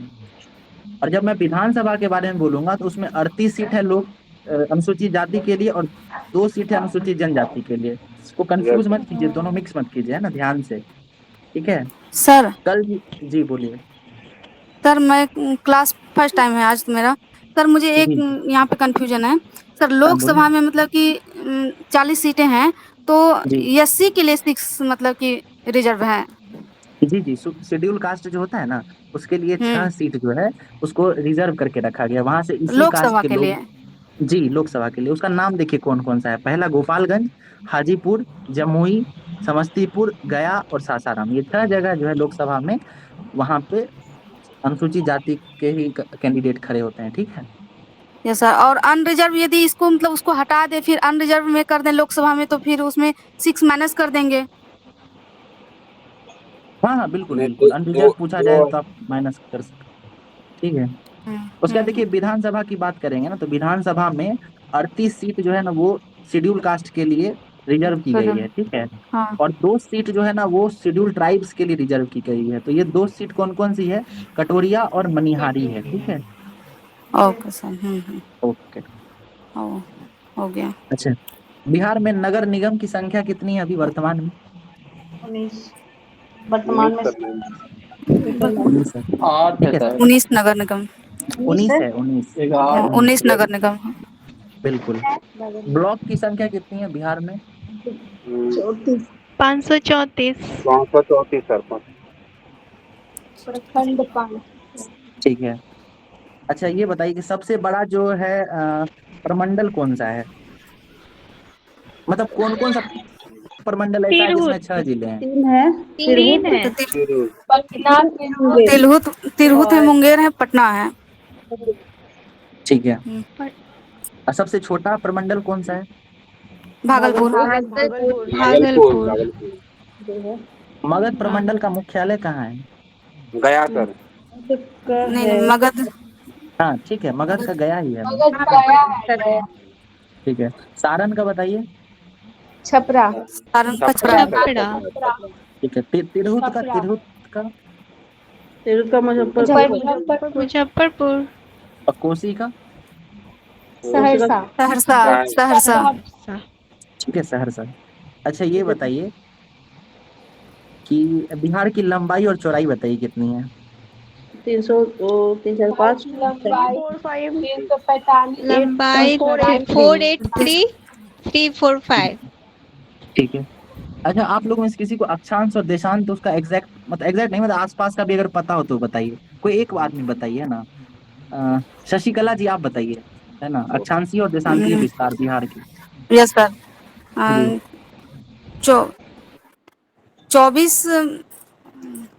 24 से 27 तक में मतलब कैसे। ठीक है, बहुत बढ़िया। हाँ इतना आप याद रखिए ना, फिर बाकी आगे बाद में मतलब याद। 24 और कुछ है मतलब कि इधर जो मिनट और सेकंड्स जो होते हैं, ठीक है। और इधर का जो है 83 और इधर 88। 27 इधर का मिनट विस्तार का सर, ठीक मतलब है। ऐसे कुछ ऑप्शन में है। 21 मिनट 15 सेकेंड। 83 1988 17। ठीक है। अच्छा एक चीज बताइए आप ऑप्शन। लोग, है ना, ध्यान से देखिएगा। यहाँ पे जो है ना मैंने सिर्फ आपको ये डाटा लिखा था, ठीक है, इसमें डायरेक्शन नहीं लिखा गया है, ठीक है। तो हमको ये बताइए कि यहाँ पे डायरेक्शन क्या होगा, इधर क्या लिखा होगा? यहाँ पे ईस्ट और यहाँ पे वेस्ट लिखा होगा क्या? यहाँ पे क्या क्या होगा डायरेक्शन में, क्या लिखा होगा? इसमें अक्षांश के बारे में बात कर रहे हैं। जी वो अगर इधर से तो पूर्वी होगा और इधर से उत्तरी होगा। इधर से ईस्ट होगा, पूर्वी होगा। और इधर क्या होगा? इधर यहाँ पे कहाँ दिखा रहे कर्सर का? यहाँ अच्छा यहाँ ये जी सर। उत्तरी वाला होगा, उत्तरी। सर इधर भी पूर्वी होगा। एग्जैक्टली, यहाँ पे भी पूरब होगा, ये याद रखिएगा यस सर। कि दोनों तरफ जो है ना इधर पूरब होगा, ठीक है। अच्छा यहाँ उत्तर में यहाँ पे क्या होगा ये बताइए? उत्तर में दोनों तरफ यहाँ नॉर्थ सर दोनों तरफ नॉर्थ ही होगा, दोनों तरफ नॉर्थ होगा सर। वही बोल बिल्कुल। रहे तो थे दोनों जी तरफ जी पूर्व, दोनों तरफ उत्तर होगा। हाँ, तो यही बात है, वही मतलब ये ध्यान रखिएगा कि अगर आपको ये डायरेक्शन दिया जाए ना, तो दोनों तरफ जो है, दोनों हाँ तरफ पूरब और इधर दोनों तरफ उत्तर होगा, ठीक है। ये याद रखेंगे, ये इम्पोर्टेंट है, ठीक है। ठीक है, चलिए आगे देखते हैं। बिहार की का अगर समुद्र तल से ऊंचाई की बात करें तो कितनी होगी वो ऊंचाई? 173 सेंटीमीटर, नहीं, सॉरी 173 फीट। 173 फीट। फीट में होगा, ठीक होगा, फीट ठीक है होगा ये। सर। ठीक है। अच्छा, बिहार का विभाजन जो हुआ है 3 बार हुआ है, ठीक है, तो कब कब हुआ है इसके बारे में बताइए। 1912, भारती जी आप बताइए मैम, एक 1900। सेकंड आज, एक कोई एक आदमी बताइए, भारती करके मुझको दिख रही है कोई, आप बताइए। हाँ सर। जी बताइए मैम। बिहार का विभाजन हुआ है 3 बार, वो कब कब हुआ है, साल बताइए आप। एक हुआ था 1 अप्रैल 1936 और एक फर्स्ट में हुआ था 12 दिसंबर 1911 ठीक है, और 1 अप्रैल 1936, उसके बाद 15 नवंबर 2000। ठीक है, तो देखिए 3 बार विभाजन हुआ है, और एक पहला विभाजन 1912 में होता है, दूसरा 1936 में, और तीसरा 2000 ईस्वी में, ठीक है। डेट है वो यस। आप लोग देख लेंगे। अच्छा, ये बताइए कि जब बिहार और उड़ीसा का विभाजन हो रहा था उस समय गवर्नर कौन थे? उड़ीसा का सर जेम्स बताए डेविस। थे सर, जेम्स से, जेम्स जॉनसन। डेविड शिफ्टन, टापी। ठीक है, डेविड जॉनसन। शिफ्टन थे। ओके, और जब बिहार और झारखंड का विभाजन हो रहा था उस समय कौन थे? पांडे कोई थे। पांडे। बीसी पांडे, ठीक है, जैसे और मुख्यमंत्री जो थी उस समय राबड़ी देवी थी, ठीक है। राबड़ी की ठीक है। अच्छा बताइए, बिहार का जो है राजकीय वृक्ष कौन सा है? People sir. पीपल। पीपल। और राजकीय चिन्ह कौन सा है? बोधि बोधि वृक्ष। वृक्ष है। ठीक है। बहुत भी। भारत का जलीय पशु क्या है? Dolphin. Dolphin. Dolphin, dolphin. Dolphin. Gangai ठीक है। डॉल्फिन। और बिहार की राजकीय मछली कौन सी है? मांगुर। मांगुर। मांगुर। मांगुर। ठीक है। तो कल हम लोग ये सब देखे थे, आज वाली चीजों को भी बार रिवाइज कर लेते हैं, ठीक है। बिहार को अगर उसको भूगा मतलब विभाजित किया जाए उसकी संरचना के हिसाब से, तो 3 मुख्य रूप से मिलती है वो, 3 प्रकार की यहाँ पे उच्चावच पाए जाते हैं, कौन कौन सा है वो? धारवाड़, विद्यांचल। सोमेश्वर श्रेणी, जी दून घाटी और रामनगर दून। नहीं, देखिए शुरुआत मैंने क्या पूछा कि बिहार का जो विभाजन है ना वो 3 भागों में किया गया है। ऊपर में क्या है? ऊपर में जो है आपको ये पर्वतीय क्षेत्र है, समझती बात। बीच में मैदान और तीसरा पठार, ठीक है। ठीक है। यस।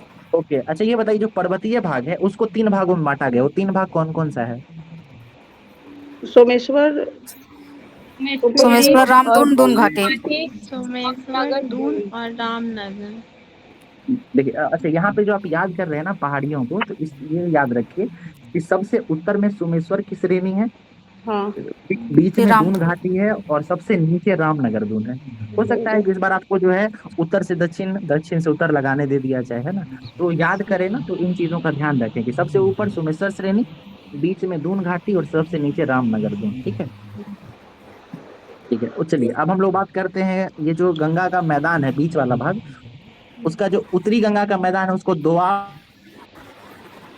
बांट कर जो है आप पूरब से पश्चिम के क्रम में बताइए, कौन कौन सा दोआ पाया जाता है उत्तरी गंगा के मैदान में? 3 सर, घाघरा जी गंडक बताइए। दोआब, गंडक कोसी दोआब और कोसी महानंदा दोआब। ठीक है। ओके, दक्षिण गंगा का मैदान है उसको कौन कौन सा दोआब हो सकता है? इसमें भी 3 है। जी गंगा सोन दोआब, मगध का मैदान, गंगा, है। सोन, मगध और अंग। अंग का देख, मैदान। तो पहला तो हो गया गंगा सोन, ठीक है, दूसरा हो गया मगध का मैदान, और तीसरा हो गया अंग का मैदान, ठीक है। दक्षिण का 3 है। उसके बाद उत्तर की बात करें तो यहाँ पे देखिए कौन कौन सा है, घाघरा गंडक दोआब है, फिर गंडक और कोसी दोआब है, और फिर कोसी और महानंदा दोआब है, ठीक है। चलिए हम लोग अगर पठार की बात करें तो पठार को कितने भागों में बांटा गया है, बिहार के पठार को? धारवाड़, एक 4। दो भागों में है ना, दो भागों में। दो भागों में सिर्फ चार धारवाड़ और नहीं, होगा बिल्ड होगा। टर्सियरी चार धारवाड़ काल के बारे में बताया गया है, कौन कौन से काल धारवाड़ टर्सियरी बिंद और क्वाटरनरी न था सर। मैं बता रहा हूँ, देखिए बिल्ड होगा अगर ना। आपको पठार के बारे में पूछा जाए ना तो उसको दो भागों में बांटा गया है, ठीक है। कौन कौन सा है वो समझिए। एक है आपको इधर का क्षेत्र जो रोहतास और कैमूर वाला है, और वाला एक है जो नीचे बाकी का क्षेत्र बच जाता है वो, ठीक है। से लेकर यहाँ तक तो औरंगाबाद कैमूर तक। कैमूर और रोहतास वाला क्षेत्र है ना, इसको विंध्यांश के नाम से जानते हैं, और बाकी जो क्षेत्र बच जाता है उसको धारवाड़ के नाम से जानते हैं, ठीक है। तो पठार को दो भागों में बांटा जाता है। कौन कौन सा? विंध्यांश और धारवाड़, ठीक है। अब यहाँ से जो है ना, अब हम लोग जब बात करेंगे भूगर्भिक संरचना की, तो इसमें देखते हैं कि कौन सा जो है ना पठार है, या जो रामनगर दून है, या मैदानी भाग है, या सोमेश्वर पहाड़ी है, वो कब कब बना है, कौन सबसे पहले बना और कौन कब से बाद में बना, इसको समझना है, ठीक है। इसके बारे में ना ये चार्ट में बताया गया है, ठीक है।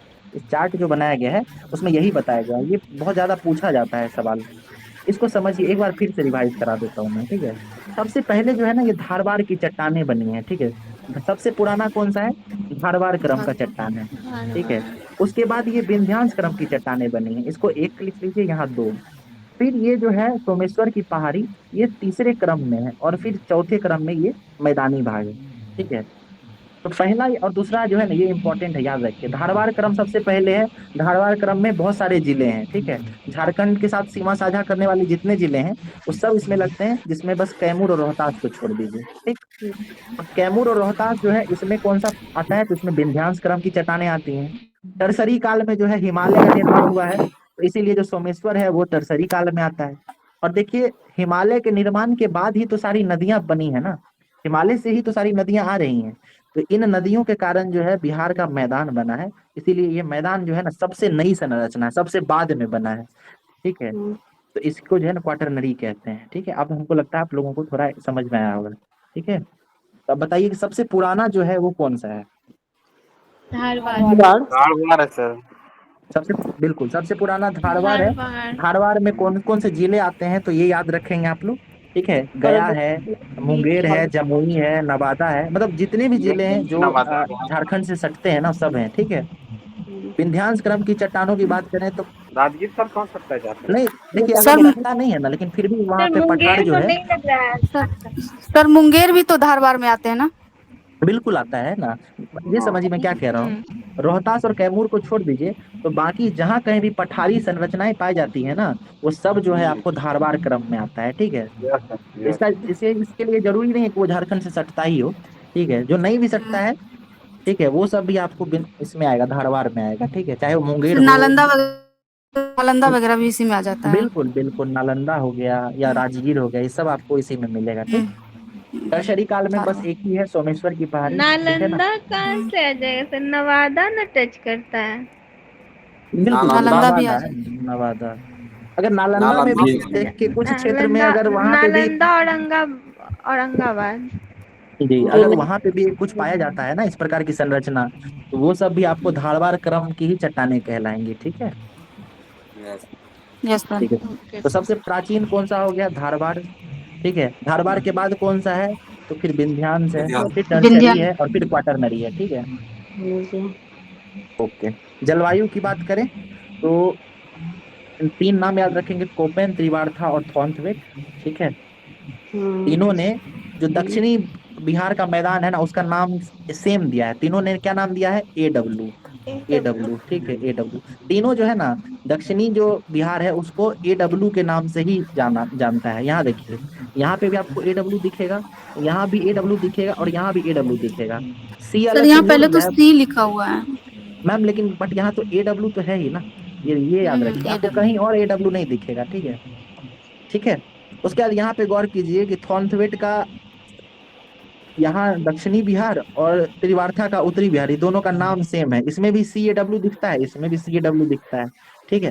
तो इन चीजों का अगर आप एक दो बार देखेंगे ना तो उससे आपको याद हो जाएगा, आइडिया लग जाएगा। और बाकी इसका विभाजन कैसे होता है, तो ये नामकरण कैसे हुआ, CAW, इन सब का मतलब क्या है, ये मैं कल आपको डिटेल में बता दूंगा, ठीक है। अगर क्या ऋतु हो की गया बात, सब पूछना तो पूछिए। ठीक है, अगर ऋतुओं की बात करें तो 3 ऋतु पाई जाती है, 3 मौसम है। कौन कौन सा है? गर्मी है, ठंडा है और बरसात है। मौसम को महीना सब आप लोगों को याद ही होगा। याद करने वाली चीज मार्च यहाँ से पे ये जून, है जी, जून से याद अक्टूबर। करना मध्य क्या है कि जून। सबसे गर्म जिला आपको याद करना है, सबसे ठंडा जिला आपको याद करना है। ठीक है, उसके बाद सबसे ज्यादा बारिश कहाँ होती है? तो किशनगंज में। सबसे कम बारिश कहाँ होती है? जहानाबाद में। ठीक है, एवरेज रेनफॉल कितना है बिहार का? तो ये 112 सेंटीमीटर। ठीक है, सर लेकिन ये इस सारे बार जो इकोनॉमिक सर्वे में आएगा वही डेटा रहेगा। बिल्कुल बिल्कुल वो बता दिया जाएगा। ठीक है ना। क्योंकि ये तो ठीक है, चेंज भी हो जाता है कभी कभी। हाँ कभी बहुत रेयरली होता है, लेकिन अगर 2-3 साल से देखेंगे ना तो ये उतना ही है, इसमें कोई ज्यादा हाँ। बदलाव नहीं होता है। ठीक है, उसके बाद देखिए कृषि जलवायु क्षेत्र को हम लोग देखे थे, तो बिहार की जो कृषि जलवायु उसको कितने भागों में बांटा गया है? अच्छा, तीन तीन भाग में। तीन तीन जून में। 3 भाग याद रखिएगा, 3 भाग में बांटा गया है। और तीसरा जो है ना उसको 2 भागों में बांटा गया है। ठीक है, इस बार जो हम मेंस का बहुत सारा कॉपी देखे थे उसमें ये गलती लोग कर रहे हैं, वहां लिख देते हैं कि बिहार की कृषि जलवायु है ना उसको 4 भागों में बांटा गया है। 4 भाग नहीं है, ये 3 ही भाग है। ठीक है, इस एक्चुअली इनकरेक्ट हो जाएंगे, अगर आप यहाँ 4 कर देंगे ना तो आपका आंसर गलत हो जाएगा। पीटी में लगता है कि अभी क्वेश्चन भी था ये कि सबसे बड़ा बिल्कुल बिल्कुल, किस सबसे ज्यादा जिला किस जोन में आता है। जी जी, ये पिछली बार ही पूछा गया है ना। तो ये याद कर लें कि जोन 1 जो है वो सबसे बड़ा है, इसमें 13 जिले हैं। और इसका क्षेत्र भी याद कर लें कि किस तरफ है। ये उत्तर और पश्चिम में है। ठीक है, सबसे बड़ा जो जोन है जोन 1 वो उत्तर पश्चिम में है। फिर जोन 2 जो है ये उत्तर पूर्व में है, इसमें 8 जिले हैं। फिर जोन 3 जो है ये पूरा दक्षिण बिहार जो है पूरा जोन 3 में आता है। और फिर इसको 2 भागों में बांट देते हैं। ठीक है, तो जोन 3 ये जो है ये दक्षिण पूर्व में है, इसमें 6 जिले हैं। और जोन 3B जो है ये दक्षिण पश्चिम में है, इसमें 11 जिले हैं। तो सबसे बड़ा जोन जो है वो जोन 1 ही है। ठीक है, फिर जोन 3 की बात करेंगे तो इसमें याद रखें जोन 3B में 11, जोन 3A में 6। ठीक है, कौन कौन सा फसल होता है तो ये आप इसे अंदाजा लगा सकते हैं। ठीक है, अगर अंदाजा कैसे लगा सकते हैं, ये देखिए जोन 2 जो है इसमें ये क्षेत्र ही इस तरफ का है। यहाँ पे कौन कौन सी नदी है? कोसी है, महानंदा है, गंगा है, यानी यहाँ पे पानी की अधिकता है, जल की अधिकता है। तो यहाँ वैसा वैसा फसल होगा जिसमें जल भरपूर होगा। ठीक है, मखाना ये यहाँ जी, तो यहाँ पे जो है आपको धान मिलेगा, यहाँ पे जूट मिलेगा। ठीक है, उसके बाद ये जोन 1 में देखिएगा तो यहाँ पे क्या क्या मिलता है। यहाँ गन्ना मिलेगा आपको, धान मिलेगा, गेहूं मिलेगा, मक्का मिलेगा। ठीक है, और नीचे वाला जो भाग आ जाता है जोन 3, इसमें क्या क्या मिलता है? तो गेहूं है, दाल है, अरहर है, चना है। ठीक है, यहाँ पे आपको चावल वगैरह भी मिलता है। इस तरीके से इसको याद किया जा सकता है। ठीक है ना। तो आज जो है हम लोग ये जलवायु भी देख लिए, उसका भौगोलिक विभाजन है वो भी देख लिए, क्लास 1 और क्लास 2 दोनों को रिवाइज भी कर लिए हैं। कल जो है हम लोग नदी के बारे में देखते हैं। ठीक है, और आपको अगर कुछ क्वेश्चन करना है, कुछ पूछना है इसके बारे में बता सकते हैं। सर जी हेलो बोलिए। हाँ हाँ सर, जैसा कि आपने कल पढ़ाया था हाँ हाँ अक्षांश और देशांतर के बारे में, तो अभी कुछ देर जी पहले आपने कहा कि पूर्व में भी मतलब ये हाँ, ईस्ट ही रहेगा और वेस्ट की तरफ भी ईस्ट ही रहेगा। मैं अभी समझा देता हूँ। ठीक है, अभी उसको उसके बारे में बात ही कर लेते हैं। ठीक है, एक सेकंड, अभी बात करते हैं। देखिए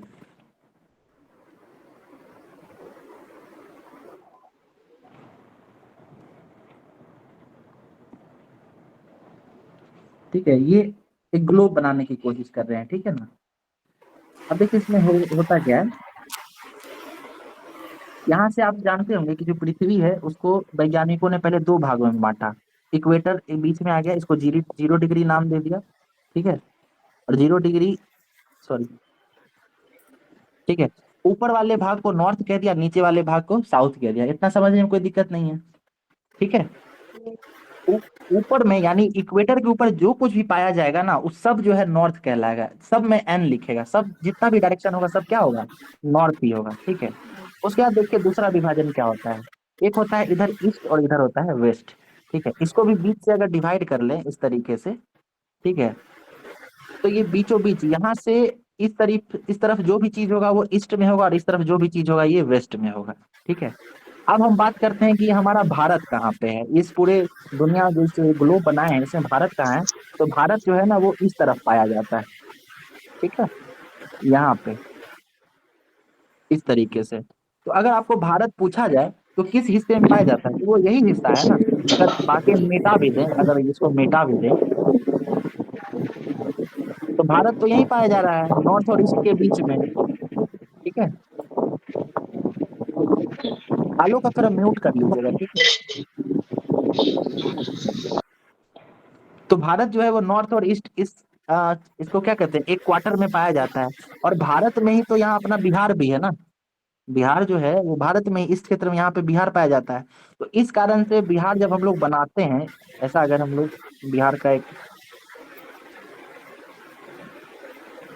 ऐसा बिहार बना रहे हैं, बीच से गंगा नदी जा रही है, तो बिहार जो है ना उसको कहीं से भी आप काटेंगे तो इधर भी नॉर्थ और इधर भी नॉर्थ कहलाएगा।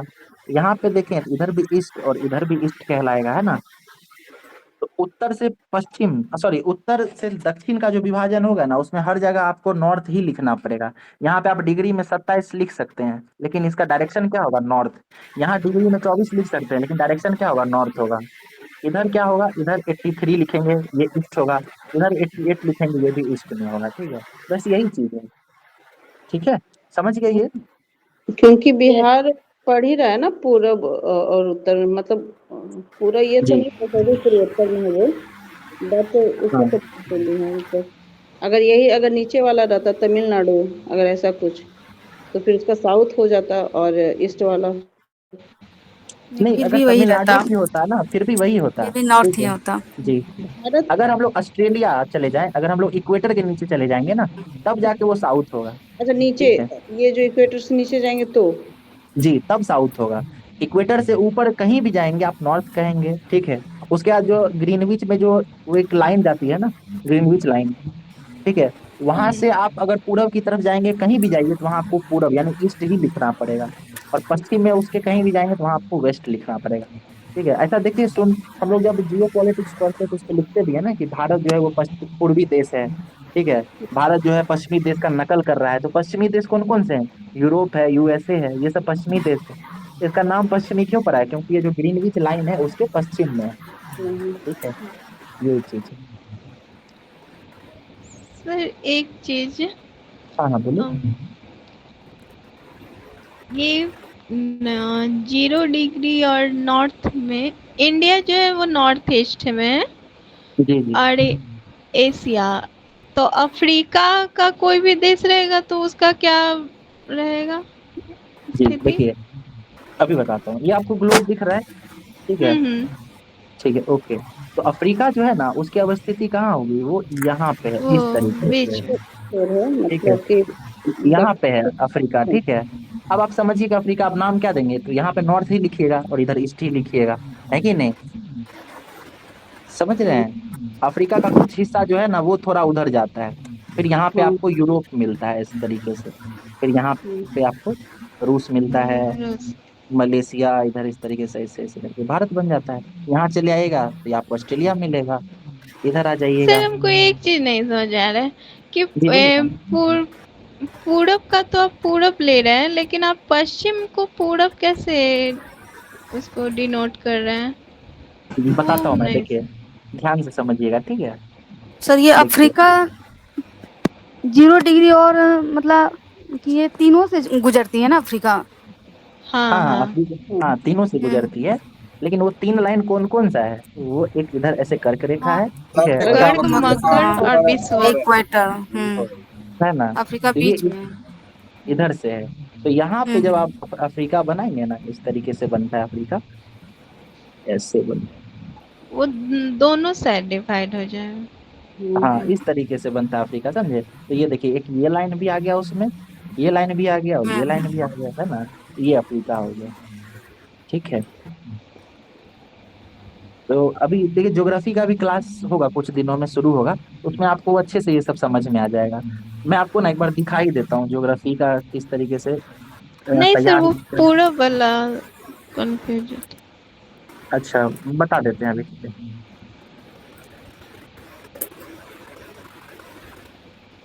सर कंटेंट तैयार बहुत मेहनत से कर रहे थे। हाँ, हम सोचे इस तरीके से यस बनाया जाए कि आप लोगों को थोड़ा आसान हो जाए। ये देखिए ज्योग्राफी के लिए हम तैयार कर रहे हैं आप लोगों के लिए, ठीक है। तो इससे अगर आप एक बार पढ़ लेंगे ना, समझ लेंगे, तो सारा क्लियर हो जाएगा, ठीक है। Yes sir. ये देखिए लैटिट्यूड लॉन्गिट्यूड के लिए बना रहे थे, अभी जो आप क्वेश्चन कर रहे थे ना, तो वो इसी पे है। देखिए ये चीज अगर आपको समझ में आ जाएगा तो नॉर्थ ईस्ट का सारा गेम समझ में आ जाएगा, ठीक है। सर, तो ये मौका चीज तो लगा पढ़े हो। जी। अभी हम बताते हैं मैम आपको, ठीक है। वो आप जो पूछ रही हैं ना, दरअसल वो है क्या, वो समझाते हैं। देखिए आप क्या, एक बार फिर से क्वेश्चन कीजिए आप, ठीक है। जैसे कि अभी आप बिहार का पूर्वी भाग को आप पूरा बता रहे हैं, पर जी आप पश्चिमी भाग को भी पूरा भी इंडिकेट उसको कर रहे थे ना हाँ हाँ कि, हाँ तो वो पूरब आप कैसे कर रहे हैं वो पूछ रहे हाँ, हैं। सर वो ग्लोब पे बताते हैं। बता रहे हैं। हाँ देखिए, आप पहले ये समझिए कि ये जो अभी हम गोल बनाए हैं ना, ये क्या है ना कि ये एक ग्लोब का मतलब मानचित्र बनाए हैं, ठीक है। ग्लोब इस तरीके का ही होता है। अब इसमें अगर हम भारत कहाँ है वो खोजें, या उसमें अगर हम बिहार कहाँ है वो खोजें, तो बिहार जो है ना आपको यहाँ पे मिलेगा इस तरीके से, ठीक है। ऐसा कुछ आपको यहाँ मिलेगा। तो बिहार जो है यस। वो है कहाँ, किस क्वार्टर में है? क्वार्टर क्या होगा, ये यही वाला क्वार्टर तो बिहार का नॉर्थ होगा ना। ईस्ट। हम बस इतनी दूर में ही बात करेंगे ना। हम इधर वेस्ट को क्यों लें, हम इधर ये साउथ क्यों लें, हम लेंगे नहीं, हमको इसका जरूरत ही नहीं है।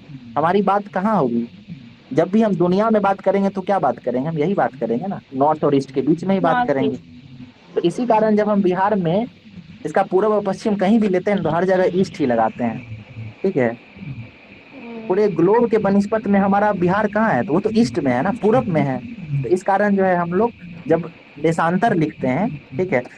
अच्छा चलिए एक चीज और हम आपको समझाते हैं कि ये देशांतर और अक्षांश क्यों बनाया गया है, ठीक है। ये समझिए, काफी इंटरेस्टिंग है, ज्योग्राफी बात हो ही रही है ना, 2-4 मिनट इस पे बात कर ही लेते हैं। देखिए हुआ क्या, आप गौर कीजिएगा कि इस तरह समझिए, ये हमारा ग्लोब है, ठीक ना। अब इसमें क्या होगा कि अगर आपसे पूछा जाए, इसको क्या हुआ ना कि वैज्ञानिक लोग नामकरण कर दिया, ठीक है। इसका नाम 0 डिग्री दिया, ठीक है। इसका नाम 23.5 डिग्री दे दिया, इसका नाम 66.5 डिग्री, ये पोल हो गया, ठीक है। उसी तरह नीचे भी है, यहाँ पे, फिर यहाँ पे, ठीक है। अब आपसे पूछा जाए, आपको कोई कहे कि जाके ना 23 डिग्री नॉर्थ पे जाके खड़े हो जाओ, ठीक है। तो इसका मतलब क्या हुआ कि आप यहाँ से लेके और यहाँ तक कहीं भी खड़े हो सकते हैं ना, आप यहाँ भी खड़े हो सकते हैं, यहाँ यहाँ यहाँ यहाँ कहीं भी खड़े हो सकते हैं। 23.5 डिग्री तो कहीं भी हो सकता है ना, इस यहाँ से लेके यहाँ तक कहीं भी हो सकता है। तो वैज्ञानिक लोग है ना, उसको समझ में आ गया कि सिर्फ सिर्फ इससे काम नहीं चलेगा, किसी भी जगह के बारे में अगर बताना हो ना, तो उसको हमको सिर्फ एक लाइन खींच देने से नहीं होगा, हमको फिर क्या करना होगा, एक इस तरीके से भी इसका विभाजन करना होगा, ऐसे, फिर एक विभाजन ऐसे, फिर ऐसे, ठीक है। ऐसे इस तरीके से बनाया, ठीक है। और अब इसका भी नाम दिया, इसका नाम क्या दिया, इसका 10, इसका 20, इसका 30, इसका 40, इसका 50, इसका 60, इस तरीके से नाम दिया। और अब जब आपको कहे कि 23 डिग्री नॉर्थ और 30 डिग्री पे जाके खड़े हो जाओ, 30 डिग्री ईस्ट पे, तो अब क्या होगा कि आप 23 डिग्री वाले लाइन पे चलेंगे, यानी ये लाइन पे कहीं होगा। और आपसे कहा जाए कि 30 डिग्री ईस्ट वाले लाइन पे आ जाइए, तो ये 30 डिग्री ईस्ट वाला लाइन ये हो गया। तो जहां पे ये दोनों इंटरसेक्ट करेगा वही जगह पे आपको खड़े रहने के लिए कहा गया है ना, ठीक है। तो ये जो ईस्ट और वेस्ट या नॉर्थ और साउथ साउथ कहते हैं ना, दरअसल ये दुनिया में आपको ये लाइन कहीं मिलेगा नहीं, ये सारी इमेजिनरी लाइन है। इस लाइन को बनाया क्यों गया है, तो इस लाइन को जो है वैज्ञानिक लोग अपनी सहायता के लिए, है ना, अपने मतलब वो लोग तो रिसर्च करते रहते हैं, वो पढ़ते रहते हैं, तो वो हर जगह जा जाके घूम तो नहीं सकते हैं ना, ठीक है।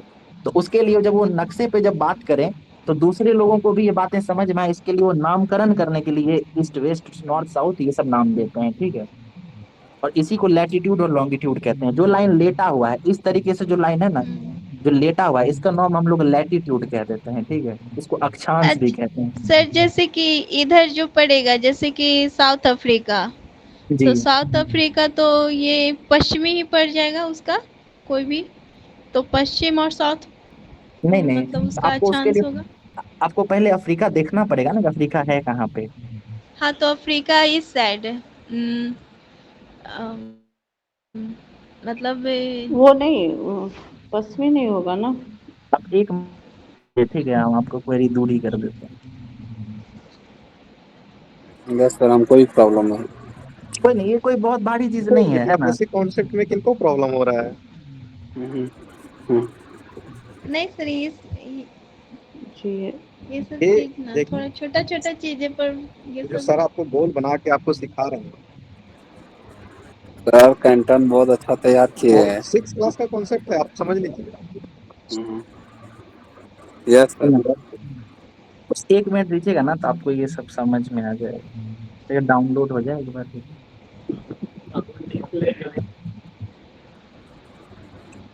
6 और 7 क्लास का concept। भारत के दक्षिण पश्चिम में आएगा, दक्षिण पश्चिम। हाँ वही तो बोल रहे हैं।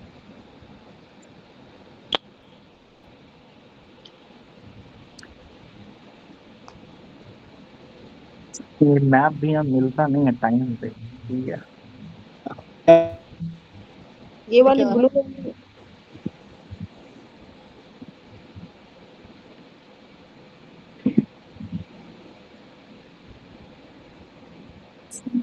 इससे थोड़ा मदद मिल सकता है, ठीक है। अच्छा हुआ कि ये डिस्कशन हुआ है ना। ये कंफ्यूजन काफी लोगों को रह जाता है, तो अच्छी बात है। इस तरीके की चीजें अगर डिस्कस होती हैं क्लास में ना, तो लॉन्ग टर्म में बहुत फायदा करता है ये सब।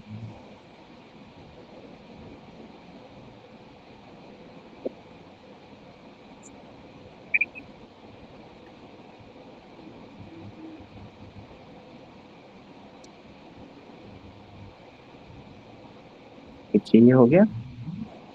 ये मैप दिख रहा है क्या आप लोगों को? Yes yes sir. Sir. Yes sir. ठीक है। ये दिख रहा है।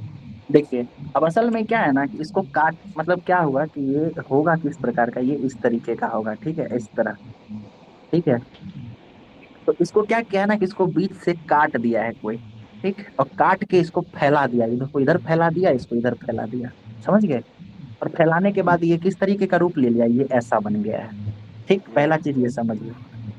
अब इस पे क्या हुआ कि इतना बड़ा, चूंकि बहुत बड़ा मैप हो गया है ना, तो इसको क्या किया ना कि वैज्ञानिक लोग, अब इस पे देखिए छोटा छोटा लाइन खींचा। लाइन कौन कौन सा, ये देखिए, ये लाइन दिख रहा है आपको, ये वाला। यस सर, दिख यस रहा है। सर। ठीक है, एक ये लाइन हुआ, फिर एक ये लाइन हुआ, फिर ये लाइन हुआ। ये सारा जो है ना, ऊपर से लेके नीचे तक बहुत सारा लाइन खींचा। देखिए, इससे जो है ना, पिछली बार यू बीपीएससी में सवाल भी पूछा था कि टोटल कितने लैटिट्यूड्स हैं दुनिया में। ठीक है, याद कीजिए, पूछा था ना कि what are the numbers of latitude, और आपके ऑप्शंस कितने थे? 180 था, 179 था, 178 था। अब देखिए हुआ क्या कि एक तो लैटिट्यूड ये हमारा 0 डिग्री है, ठीक है, जिसको इक्वेटर कहते हैं। ठीक है, ये वाला है। ठीक है, ये इक्वेटर हो गया। अब इक्वेटर के ऊपर जैसे जैसे जाते जाएंगे ना, तो आपको यहाँ से लेकर वैज्ञानिक लोग क्या किया, 90 लाइन खींच दिया। ठीक है, और ये जो 90 खींचा, नीचे भी 90 खींचा इस तरीके से। और यहाँ पे जो, यहाँ वाला जो लाइन था ना, 90 वाला, दरअसल ये लाइन नहीं होके बस एक पॉइंट जैसा बन गया, एक बिंदु बना, ये लाइन था ही नहीं। ठीक है, ये इस तरीके से गोल था। तो गोल जब होगा, तो यहाँ पे जब कोई लाइन खींचिएगा आप, तो यहाँ पे क्या होगा, वो लाइन नहीं बन के सीधा एक बिंदु बन जाएगा, एक पॉइंट बन जाएगा। ठीक है, तो इसी कारण से जो है ना, आपको जब बीपीएससी में पूछा गया कि टोटल कितने लैटिट्यूड्स लाइन है, तो लाइन कितने होंगे, यहाँ से 1 से, यहाँ से लेके यहाँ तक 90 हो गया। लेकिन 90 वाला जिसको हटा दीजिए, तो यानी 89 हुआ ना। 90 वाला तो लाइन है नहीं, ये सिर्फ पॉइंट है। 89 इधर हो गया, उसी तरह नीचे आ जाए, इधर भी 89 हो गया। और फिर बाकी ये जो एक 0 डिग्री छोड़े थे, इसको भी तो ऐड कीजिएगा, है कि नहीं? तो 89 प्लस 89 हो गया, तो ये हो गया आपको कितना, 178, और प्लस ये 0 डिग्री वाला है, उसको जोड़ दीजिए, तो टोटल कितना है, 179। 179। बिल्कुल, तो ये कॉन्सेप्चुअल चीज था, है कि नहीं? इस सर तरीके से लेकिन ये इसको ग्लोब पे पूछा था, यदि उस पे मानचित्र पे पूछे तो फिर 81 हो जाएगा ना? हाँ नहीं दो नहीं, जुड़ जाएगा। हाँ जुड़ जाता है, बट आप समझिए ना कि मानचित्र पे बनाएगा भी, तो इसको बनाया क्यों गया है? ठीक है, ये लैटिट्यूड लॉन्गिट्यूड बनाया क्यों गया है? किसी भी जगह को खोजने के लिए बनाएगा ना, कोई स्थान को खोजने के लिए। ठीक है, जैसे क्या होता है कि आप जब से यहाँ देखिए, भारत आपको दिख रहा होगा ना, तो आपको यहाँ पे अपना बिहार अवस्थित है, इस जगह पे, ठीक है। तो आप गौर कीजिएगा, आप अपने गूगल पे सर्च करेंगे ना अपने डिस्ट्रिक्ट के बारे में, तो आप देखिएगा कि उसका विकिपीडिया पेज जब खोलिएगा तो वहां पे आपको लिखा हुआ मिलेगा कि बेगूसराय जो है ना, या पटना जो है, या सहरसा जो है, वो किस देशांतर और किस अक्षांश पे मौजूद है। अब सोचिए कि किसी भी एक जगह का जो नामकरण होता है ना, उसके देशांतर और उससे अक्षांश, इन दोनों से होता है, ठीक है।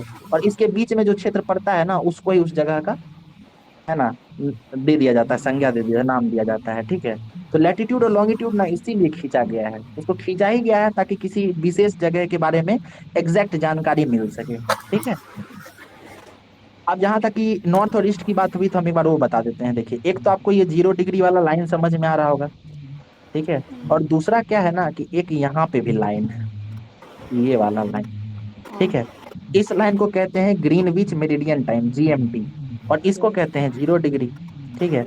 और इसी दोनों लाइन से जो है ना दुनिया की बाकी चीजें निर्धारित होती हैं। ये कैसे होता है, देखिए, ऊपर वाला जो भी भाग है उसको नॉर्थ कह देते हैं, नीचे वाला जो भी भाग है उसको साउथ कह देते हैं। इधर जो भी कुछ है वो ईस्ट में है, और जो इधर है वो वेस्ट में है। मतलब ये 0 डिग्री लाइन से इस तरफ जो भी चीज है ना वो ईस्ट में हो गया, इस तरफ जो भी चीज है वो सब वेस्ट में हो गया। अब इस भारत को देखिए, भारत कहाँ है, पूरी तरीके से ये ईस्टर्न साइड में है, इसका वेस्ट से तो कुछ लेना देना है नहीं ना इन तरफ से। भारत का जो भी बात करेंगे हम लोग, वो सब तो हम लोग बस इस क्षेत्र में ही बात करेंगे ना, इतने दूर में, ठीक है। और ये जो क्षेत्र है वो पड़ता कहाँ है, तो वो नॉर्थ में और ईस्ट में, यानी नॉर्थ ईस्ट के भाग, इसी भाग में पड़ता है।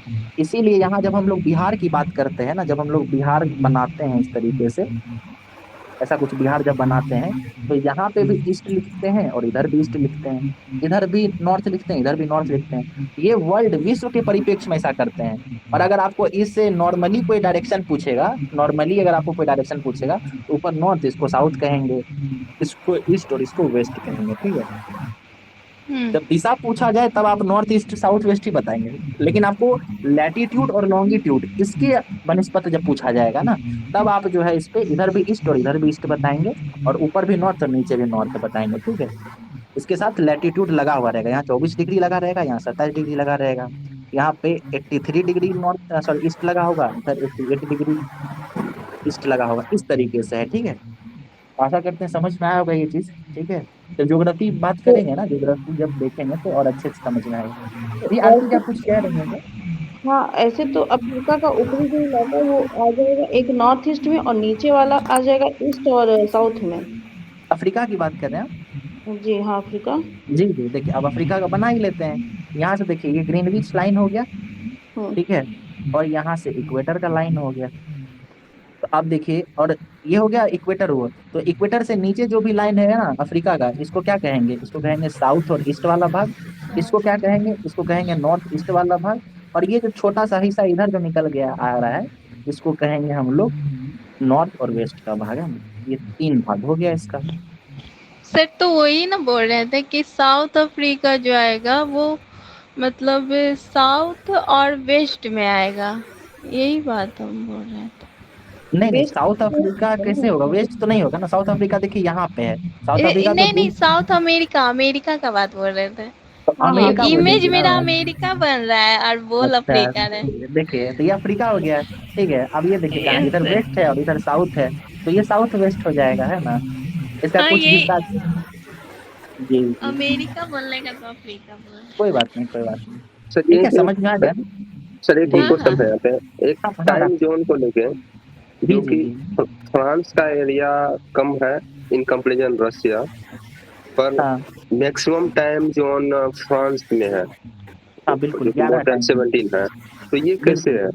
17 या 15 टाइम जोन 15 है ना दूसरा।